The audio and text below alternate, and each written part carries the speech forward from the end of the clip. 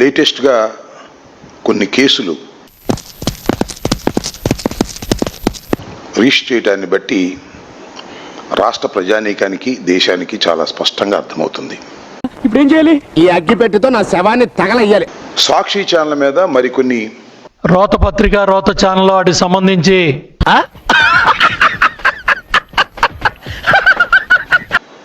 వారం క్రితం వర్షాలు పడ్డాయి.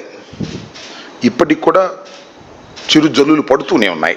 ఉంటది అలాగే ఉంటది, ముందు ఉంటది. నీకు రాజధాని ప్రాంతం భయంకరంగా నీళ్లు నిలిచాయి. ఏం కనబడలేదండి. ఇది రాష్ట్ర ప్రజలందరూ చూశారు. మంచిరాయుడు చెప్పేటటువంటి ప్రయత్నం, ఇది వాస్తవం. కనిపించట్లేదు మాస్టర్.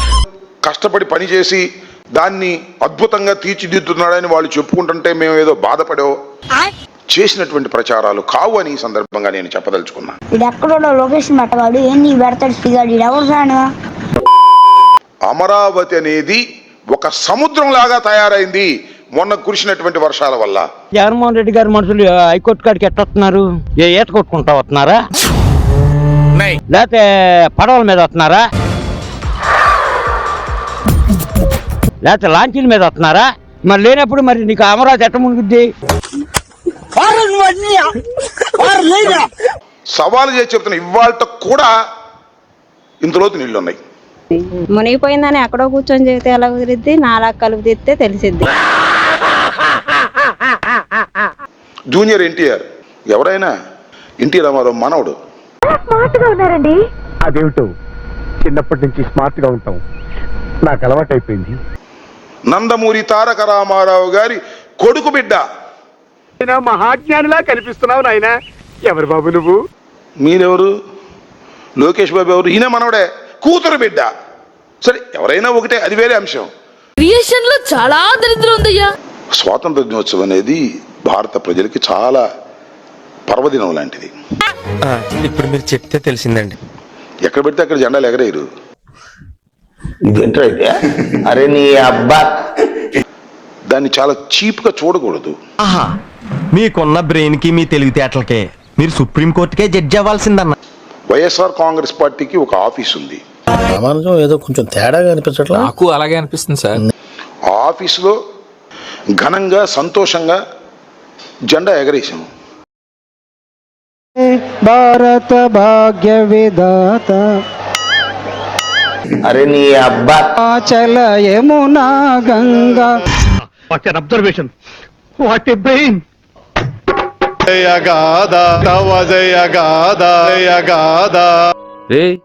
ఏంటిది? మాకేంటిది అంటున్నాను. సరిపోయింది.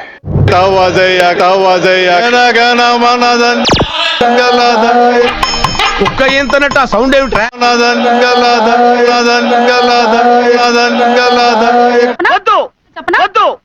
ఇప్పటికే నా చెవులు రెడ్డెక్కిపోయినాయి.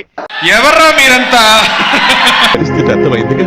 అది బావగారు జగన్మోహన్ రెడ్డి గారు ఎగరేయాలంటే నువ్వు చూడటం తప్ప పొడిచేదేమీ లేదని మాకు అర్థమైంది. లోపలేం లేదు డొల్లా. ఎక్కడ పెడితే అక్కడ ఎగరేసేది కాదనే విషయాన్ని గమనించాలి.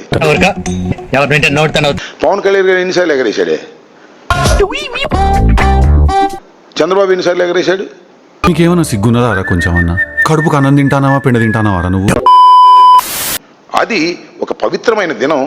ఆ పవిత్రమైన దినాన్ని మేము పవిత్రంగా భావించి మా ఆఫీసుల్లో ఎగరేశాం. అన్నా గక్కడ చూడే ఎగరేశాం.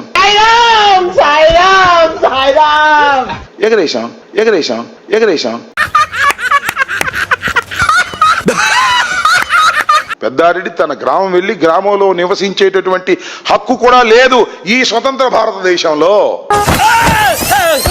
పెద్దారెడ్డి గారు మాజీ ఎమ్మెల్యే గారు ఊర్లో వెళ్లి నివసించడానికి కూడా స్వతంత్రత లేనటువంటి దౌర్భాగ్యమైన పరిస్థితిలో ఈ ప్రభుత్వం పనిచేస్తుంది. ఈ ప్రపంచంలో ఎర్రిపుకి ఎన్ని పర్యాయ పదాలు ఉన్నాయో అవన్నీ వీడికి వర్తిస్తాయి. పోలీసులే ఓట్లు గుర్తారు, పోలీసులే మమ్మల్ని అరెస్ట్ చేస్తారు, పోలీసులే మమ్మల్ని కొడతారు, పోలీసులే గుండెల మీద తన్నేవరా? అది కాదండి.